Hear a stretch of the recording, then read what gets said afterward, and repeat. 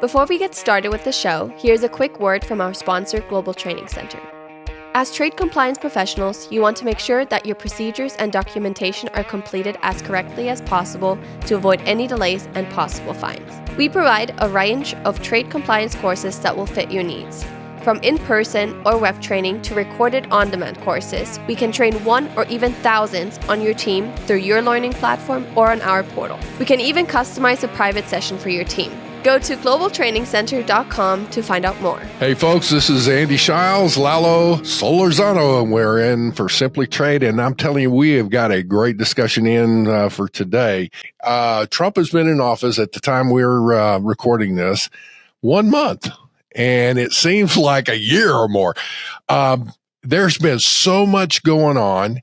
And with that, you know, talking about trade and all that, Lalo, I'm telling you, I've got people coming to me going, holy crap, you know, and I said, well, if you don't like it, wait 5 minutes, it's going to change again. So, but what do you think from your perspective, Lalo, of what you're seeing? Same. I mean, you're right about 1 month feels like about a year, it's in trade policy anyway. I mean, because it has been rapid moving, and again, nothing any one of us should complain about that are servicing the trade industry, only because, number one, it keeps us updated and sharp, right? And number two, there's enough work for all of us to be able to do, in all sectors. So today's show, Andy, a little segue there is someone from Mexico. I guess not literally, technically from Mexico. He was born there in Mexico, but his business is in the United States, is established in the U.S., and it's built to help businesses in the U.S. and other countries establish businesses in Mexico and kind of create strategies, in many cases, trade strategies and or logistical strategies, supply chain strategies, et cetera, by nearshoring. And then I guess before we go on, I want to remind everybody, I do remember this. Honestly, it was like engraved in my head. But what does Nepanoa mean? It means partner or someone that walks beside you or something, right, Alberto, in the Aztec native language. And that I don't remember. I think it was like Nahuatl or something like that, right? I don't remember what. You got it, Lalo. Nepanoa means to accompany Nahuatl. Nahuatl was the language spoken by the Aztecs, most important civilization of the pre-Columbian era. And it's a verb. It means to accompany, which means to be a companion, be a partner. And that's exactly what we do. We accompany businesses as they expand, transform their operations between the United States and Mexico. You got it right. We're truly a binational firm. I'm saying hello to you guys from Chicago, where you have your house. Mi casa es tu casa. We have people in New York, in Houston, in Guadalajara, Monterrey, Mexico City, León. So we're truly a binational firm as we help businesses expand and grow in the United States, but we also help businesses expand and grow in Mexico. What are you seeing? What are your clients? I'm sure you're getting phone calls just like what we are and going, what do you think? Or what's going on? Or what should I do? Or whatever. And there's so much chaos. I mean, I usually tell folks, relax, don't react, respond, calm down, let the dust settle. Let's figure this out. Let's see what's going on. But at the same time, it's like, holy smokes, this is just unreal. So first of all, Andy and Lalo, thank you very much for having me as part of your show, and I'm so glad that it's growing. Definitely, there's interest among those that devote our professional time in our lives into trade, and for you guys to bring different perspectives to the table is very valuable for everybody. Apart from leading Nepanoa, I'm also the president of the USMCA Chamber of Commerce Mid-America chapter, which is here in Chicago, and it covers the Midwestern region. And 2 days ago, we had a wonderful event with the Consul General of Mexico and the Consul General of Canada, right? Where we invited different businesses to just have a conversation with them about what we're experiencing. And I'll make sure to share some of the insights that we learned, along in this conversation. But to your initial question, it's funny because people ask me, or they state that we're in a worse situation than we were during Trump's first term as president. And I disagree. As humans, we tend to forget the negative and stick to the positives. And I think we forgot how cumbersome it was, or how cumbersome the US-Mexico relationship was in that first term. I mean, we have NAFTA that had been ruling or guiding trade between the three nations, Canada, United States, and Mexico, since 1994, right? And it had to be modernized. But during that modernization, we had personal attacks. Remember the whole bad hombres, against Mexicans. We had personal attacks against President. At that time, it was Peña Nieto, and then López Obrador, and then their relationship got better. There was really a very bad sense or very bad environment, particularly towards Mexico. Remember, we had the wall, this wall that was being thrown, as a negotiation tactic, or that speech when President Trump, at the time, candidate Trump, went to visit President Peña Nieto, and they both spoke at a platform, and President Trump, or candidate Trump at the time, he blindsided President Peña Nieto, stating, we're going to build a wall and Mexico's going to pay for it, in front of Mexico's president.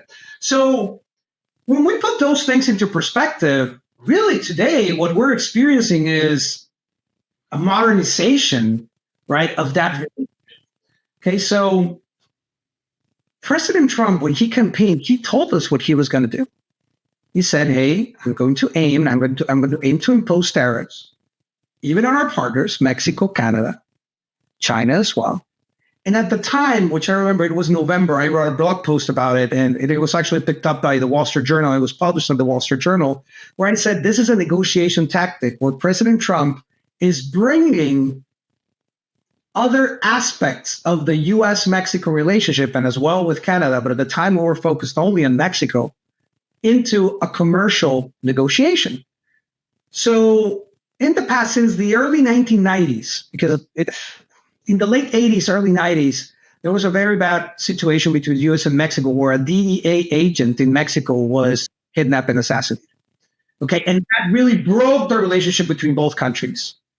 And then, with the negotiation of that, they came back together. But that, what it did is we were able to segment as countries the conversations about immigration, about security, about drugs, about trade, and they were in different departments. What President Trump is doing, as the great negotiator that he is, we have to give him that, is he's bundling everything into what hurts his partners most. And what hurts his partners the most, and notice how we say partners and not suppliers, okay? His partners the most are trade. So in this situation is, hey, I have the stick where I can use the tariffs to impose my will and my desires on immigration, on security, on drugs. And by the way, we have trade that brings this relationship. And he's doing the same thing with Canada. And he's doing the same thing with China.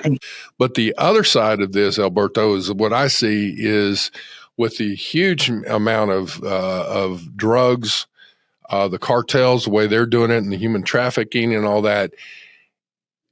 It's now where Trump's trying to make this an issue. It appears to me that it would help bolster any of the Mexican politicians that are trying to take a stand. Hey, you're not by yourself in this. So there's an effort to not only on the Mexico side, but the U.S. side to work together in cleaning up some of those, nefarious parties at the table. What do you think? So there's two situations. You mentioned first immigration, Andy, and the topic of immigration is one that is definitely a combined effort, right? We do share a border, a very long border, right? And can Mexico do a better job in avoiding immigrants from even other countries and Mexicans coming illegally into the United States? Absolutely. Nobody will deny that. And I don't think even the president of Mexico denies that. Could the U.S. do a better job as well in securing the border, right? From an immigration perspective? Absolutely, right? So it's your fault or it's my fault, and the Canada-U.S.-Mexico relationship will take it over. It's a combined region. It's North America, and we have to collaborate. And I think that President Sheinbaum has done a fantastic job in responding to President Trump's threats. I think she's been very polite, very respectful, respecting also the sovereignty of Mexico, the independence of Mexico, but stating, yes, we do have issues and we're willing to collaborate on them. What hurts me as a Mexican American, because I love both countries equally, I spent all of my adult life in the United States as a Mexican, is that it didn't happen before. It takes a threat for these conversations to actually occur, but they are occurring. The second point that you mentioned, Andy, is the drug trafficking. And the reason that I mentioned immigration first, because the point that I want to take away from immigration, it's a combined effort in immigration. And I think it's the same thing on drug trafficking. Yes, Mexico has definitely not done a good job in controlling the cartels and controlling the flow of drugs. Absolutely. Absolutely. But at the same time, there's also a responsibility from the United States, number one, at the border. Number two, in the consumption of the drugs, providing a market for it. And also even arming the cartels that we have in Mexico.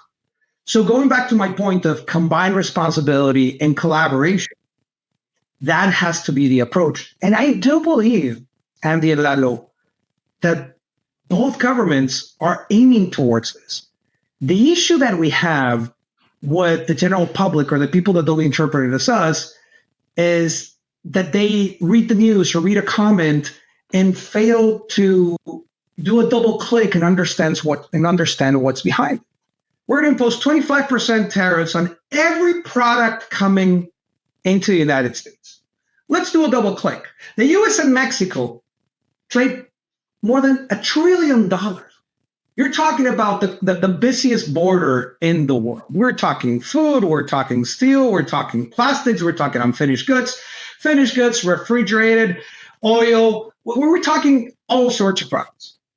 So even the comment as it is, it grants a conversation of how is this even going to be implemented? So we understand, we say, okay, let's start a negotiation. Hey, Mexico, give me a call. Let's get together and let's, discuss. And then all other items got thrown into there, as we mentioned, immigration, security, drug, etc. With that being said, Andy and Lalo, the tariffs are postponed at least for a month, right? Which should be March 5th, if I recall correctly, or March 6th, the first ones. Okay. And it's very clear that the coordination is already happening. Mexico sends 10,000 men to the border, right, from the army to control the border. We've seen the news, there's been, a lot of movement in Mexico trying to make things happen. Okay, so things calm down a little bit. 2 weeks later, 25% tariff on steel and aluminum. Once again, public. But we're going to do it in 1 month. Andy and Lalo, you've been doing trade for a while. Do countries announce that they're going to impose tariffs on another country with a month of anticipation? Do you remember something like that? Hey, we're going to place tariffs on potatoes, but it's going to be in 5 weeks. That usually doesn't happen like that. It's not an announcement, right? It's, hey, it's going to happen. It's going to happen in 5, 6, 7 days, right? That's usually how it works. They're imposed. So once again, hey, it's going to be a month.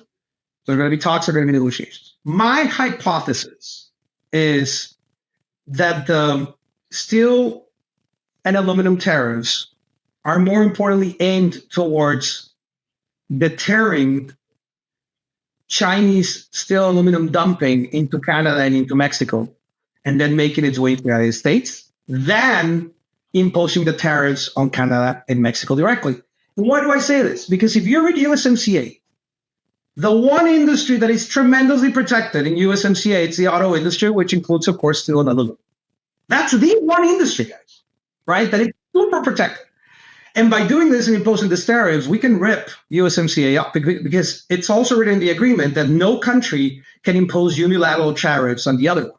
The moment that happens, USMCA is out the window and we need to come back together and negotiate, if we come back together to negotiate. So my hypothesis is that the threat for Canada and Mexico on aluminum and, on steel and aluminum is to pressure Canada and Mexico to stop Chinese steel and aluminum dumping into their country and make it to the United States. I think that that's going to be the negotiation, and that the tariffs may not happen. They may. Well, and to your point, I got to say, I have virtually the same agreement in that and point of view, because here's the other thing. Going back, I think it's been a couple years, but when there was $1 billion of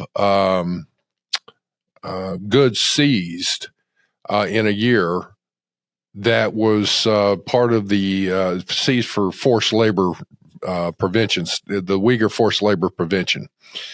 And of that $1 billion, when it was analyzed, there was probably like 90 million that came directly from China. Of that, there was, and forgive me, it was roughly 300 million was from Vietnam and 400 million from Malaysia, or somewhere around in that, give or take a little bit.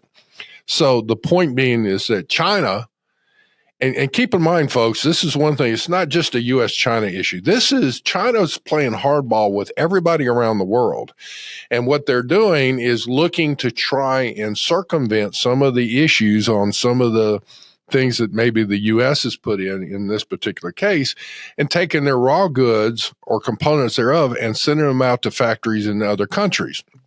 And it has been shown where China was establishing an electric car manufacturing plant down in Mexico to hopefully take advantage of the U.S.-Mexican, USMCA agreement in an effort to try and, manufacture the cars and stuff and bring them into the U.S. market. Well, to your point, though, is that with what I just went through, showing where Chinese manufactured items and the steel, aluminum, and those kinds of things as well get caught in it, are sent to other countries for manufacturing, confirms what your hypothesis is. And I think that's, to that point, is in the USMCA, remember, content from NAFTA to USMCA went from, if I'm not mistaken, 60% up to 75%. Supposed to be North American content. And the problem is that with all this back and forth, that's what got Volkswagen into trouble, is that their purchasing or sourcing department was looking at it and they were hitting that 75%. And then two things happened. They said, oh, we can get this component from another location for cheaper. And they wound up doing it, but then it knocked the whole thing. One, it was from China, even though they didn't buy it directly from China.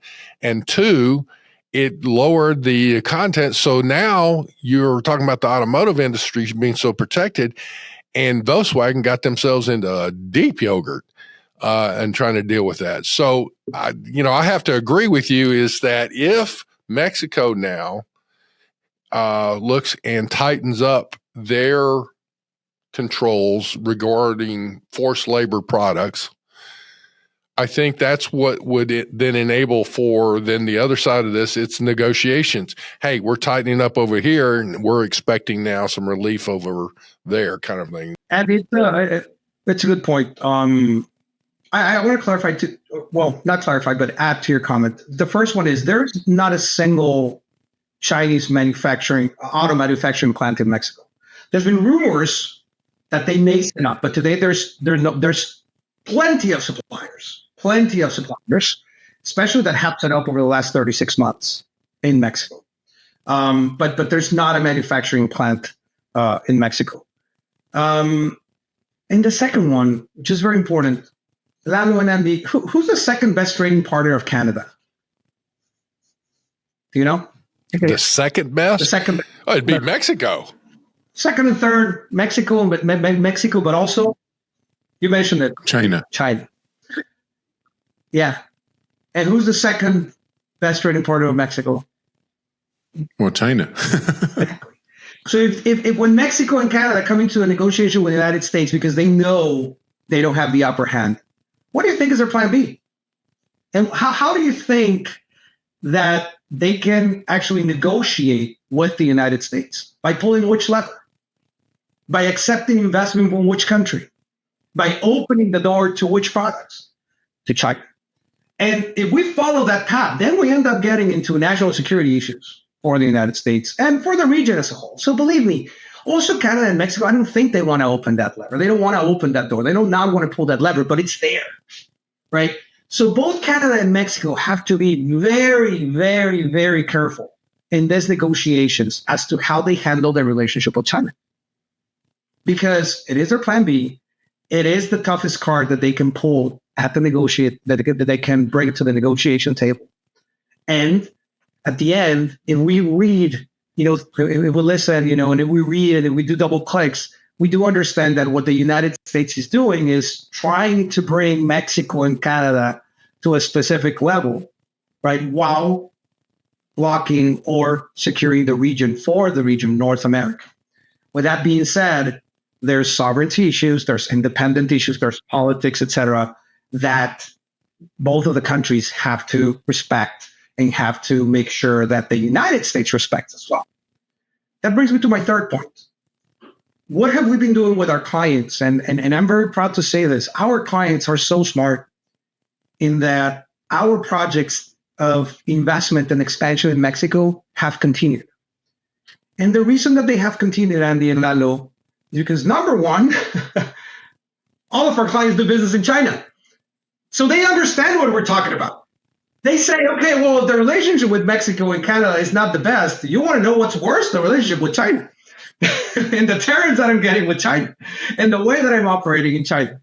But number two, they're thinking long term, right? And they know, and because they see it, right? And each of the countries plays a demographic role into the strength of North America.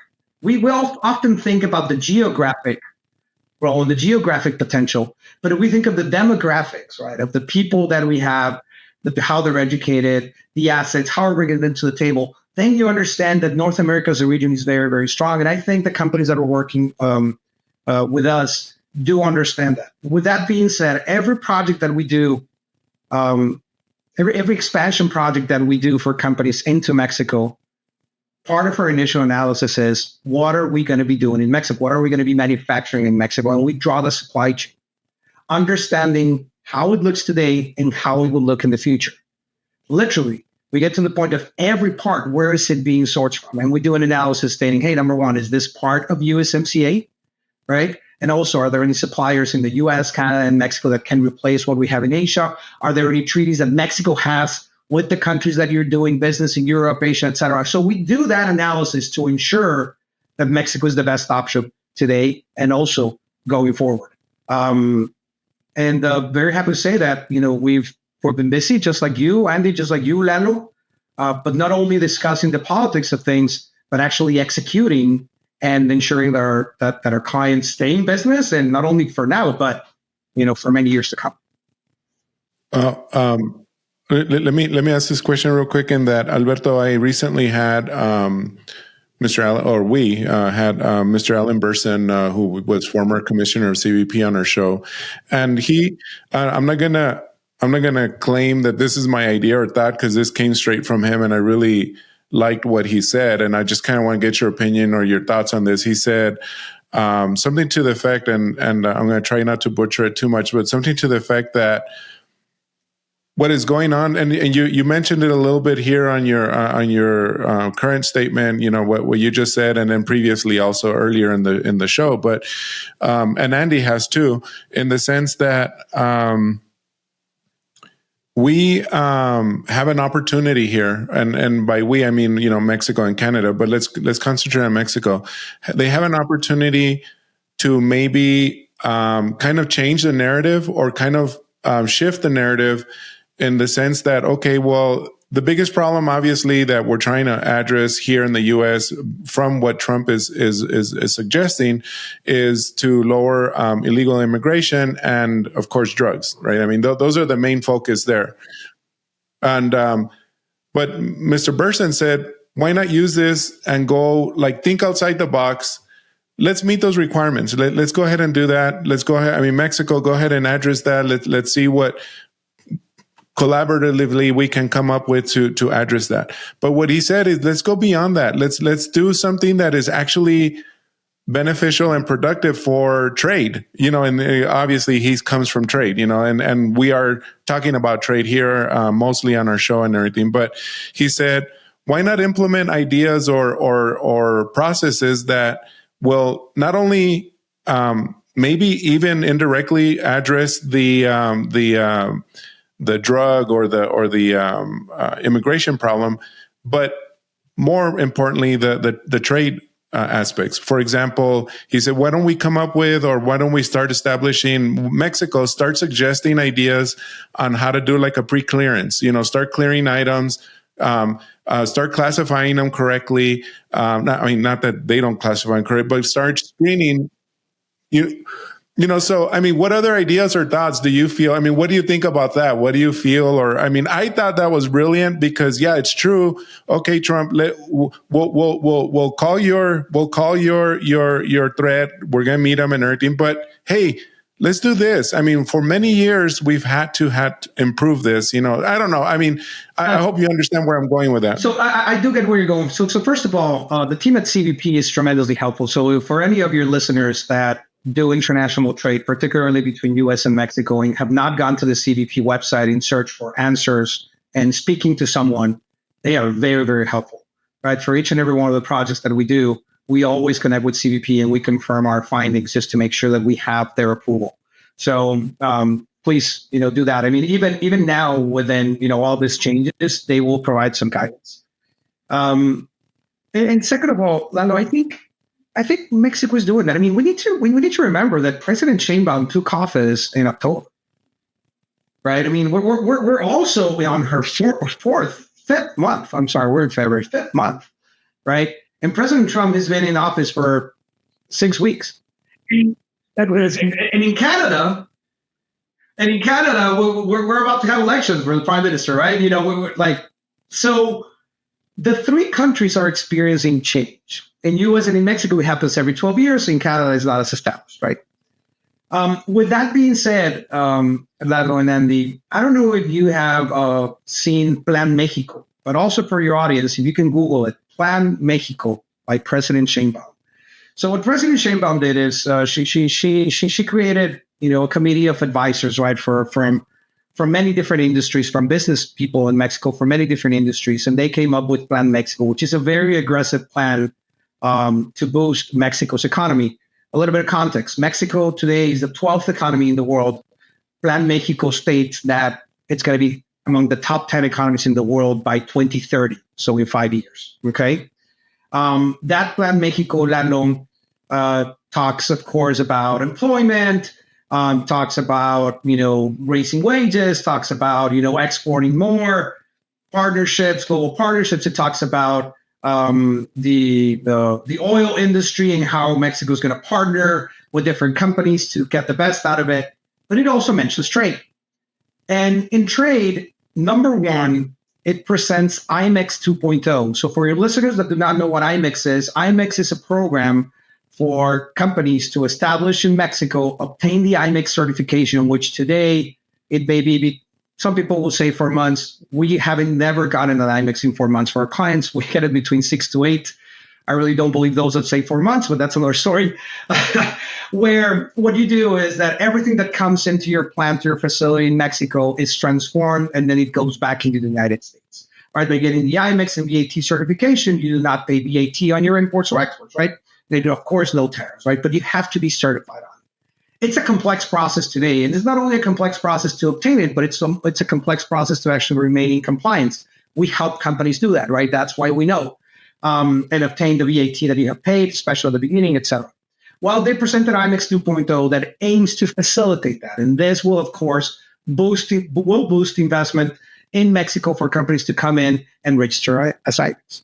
And from a trade perspective, particularly at the border, it also has initiatives that aim to digitize, right, the border and make that process easier.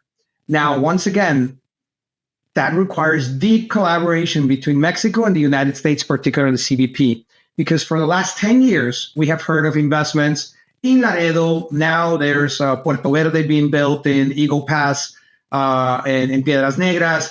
And there's plenty of other projects at the border, right? We have a very long border, and let's remember that Laredo takes about 40% of the trade that we do between U.S. and Mexico. It's ludicrous. It's crazy. It's crazy that little piece that we have there, right? It should be all across. Not evenly, right? Because we know that the market is different. But as much investment that goes into Laredo, it does require efficiency, right? And that's where we need to collaborate between Mexico and CBP. And Plan Mexico does require that. So I will encourage your audience to take a look at that. Another highlight from Plan Mexico is that, just for the sake of context, Mexico, in 2024 received, we still don't have Q4 numbers, but it received about $40 billion in foreign direct investment. The idea is that in 2030, Mexico will be receiving $100 billion of foreign direct investment into Mexico. Now, that does not mean that those $100 billion are all new companies entering the country. That's very important. About 75% of that, it means foreign companies that operate in Mexico and that are reinvesting and growing in the country. Okay. So I want to encourage your listeners to take a look at that. And it adds to your point, Lalo, of, hey, Mexico proposing things. And that's one example of President Sheinbaum really collaborating with the private sector to put forward a plan and making it public and stating, hey, this is a commitment that we're going to work towards. And I hope that that we can materialize and make it real for the region. Well, and I love what you're saying. I will say, while we were just talking, I literally just pulled up this, Plan Mexico, which I got to say that the bullet points on it are phenomenal and very ambitious. But let's make them real now. Well, yeah, and I could see, and a lot of it is economic growth and all that. But I have to say, coming back to some of the things we were talking about is, I like the idea of the what Trump's trying to do is bundle, as we were talking about, not only trade issues, but also some of the security issues, the drug issues, and all of that. Because I will say, I really don't think that Mexico on its own, let me rephrase it. This is my perspective now. Mexico has not had a good success rate in dealing with some of this. Yes, there'll be pockets here. Things will start to get a little bit better. Unfortunately, then there is a horrible price to pay because the cartels they're not going down, easily. I mean, they're fighting back, pushing back. And so there's a lot of that. Well, the fact now that the cartels have been listed now on the terrorist list. Now around the world now, there's a lot of this that can be fought. The point being, I'm saying, is that Mexico now, that I like about this, is it's not two countries kind of, at being adversaries here. We can be allies and working on some of those common goals. So I still have to come back around where China's playing hardball, and to their credit, it's China first. When we, talk about it, U.S. is trying to, push now the U.S. first. Mexico's trying to do Mexico first. I see the things, and you have a lot of respect for that. I see opportunities where we can truly align here, because when you get down to as we would say, the brass tacks on these things, we really are wanting the same thing. We're wanting to grow our economies. We want security for our people. We want businesses to flourish. We want people to flourish and all those kinds of things. And when we get down to it, it's like, yeah, there's some saber rattling here and there.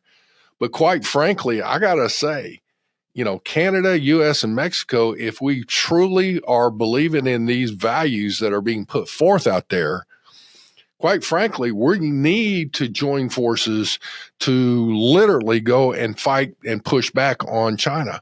Here's my issue on that. In China, this isn't a beat up China issue. It's just more that China's playing hardball. And to that point, China is the second largest economy in the world. So you got U.S. is number one, China number two. It dwarfs all the other economies. Okay, fine. But here's the thing that gets me. If you start looking at this, when they became members of the World Trade Organization, you may have heard me say this, I may have even said it the last time, Alberto, is part of the World Organization, you're supposed to open up your economy and your country, if you will, so others can, obviously stimulate business and all that. China has not done that.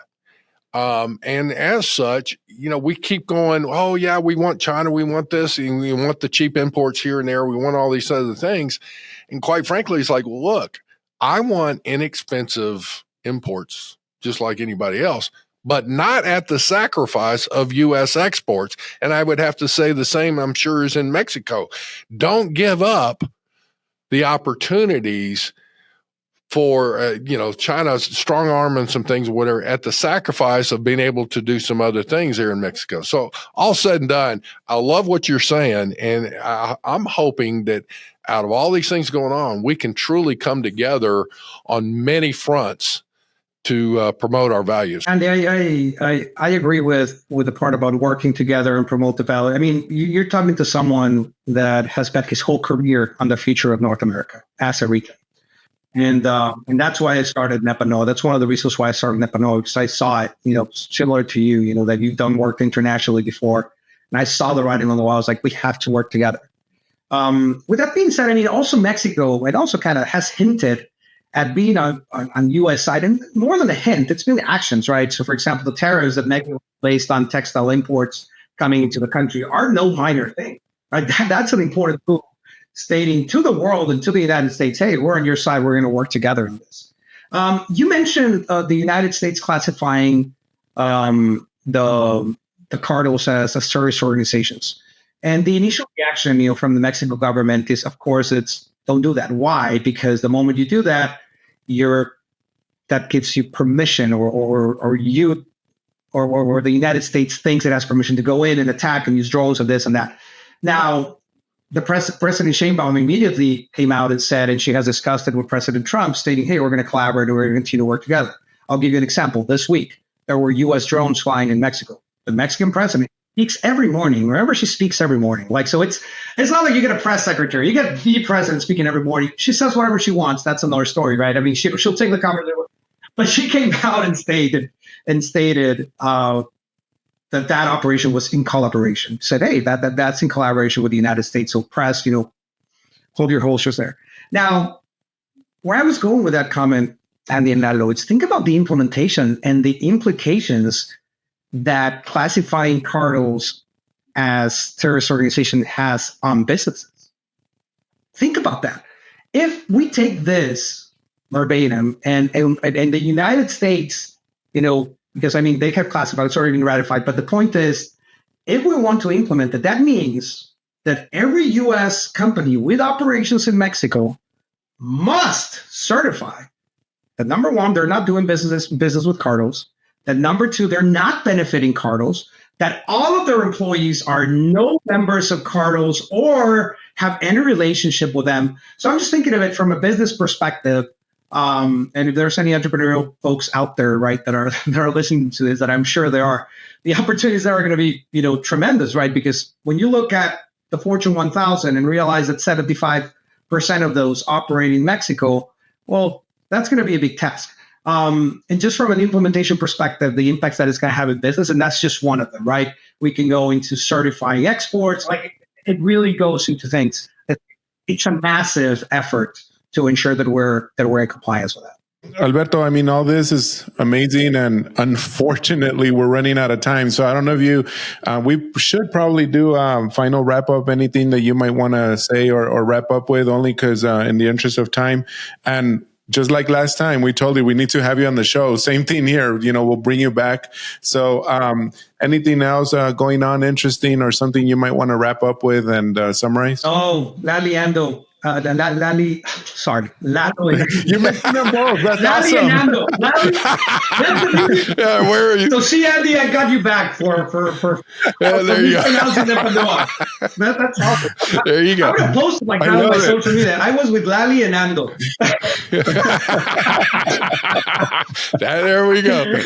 So, Andy, thank you so much for having me again. I truly enjoy speaking with you. So whenever you want to have me again, and your listeners and viewers don't get tired of me, happy to come back. This is, of course, a topic that I'm very passionate about. This is what I devote my professional time to, and I greatly appreciate the opportunity to speak with people that have the experience, that understand global trade, and that have such a vested interest in this, because we're the ones that are driving, the future of North America in the end.